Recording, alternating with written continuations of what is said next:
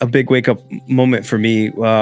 Definitely it was really a pivotal time in my life where God completely shook up like everything that I was doing. And for me, I grew up in the church and things like that, and finished off high school and was kind of on a track of what I thought I was supposed to do in my life. And at the time in my personal life, what was going on was the Cliff Notes version of the story. My parents were separated for almost 2 years at the point, basically on the verge of getting a divorce, living in two different places. And I know so many people have this experience in this story, and have experienced divorce and in their families and things like that. And at that point, got out of a terrible relationship, was dealing with a lot of hurt and things like that. And what specifically happened, where God like got a hold of me and woke me up, was the moment where I went to him in prayer. And I remember very specifically, my dad owns an automotive shop, and I was there alone late at night finishing something, and I was just talking to God, and remember like literally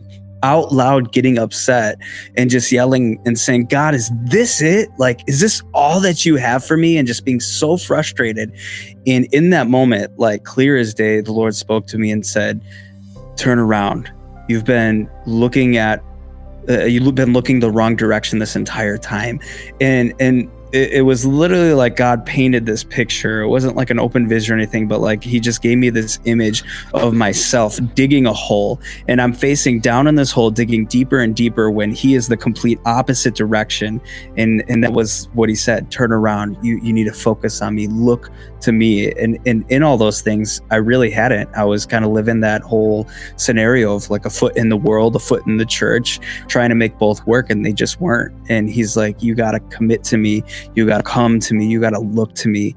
And that changed everything for me. And God did so many things through that time. And it was still months of healing and just a process of God speaking to me, and eventually, just bringing me into the sphere of doing ministry and pursuing that calling.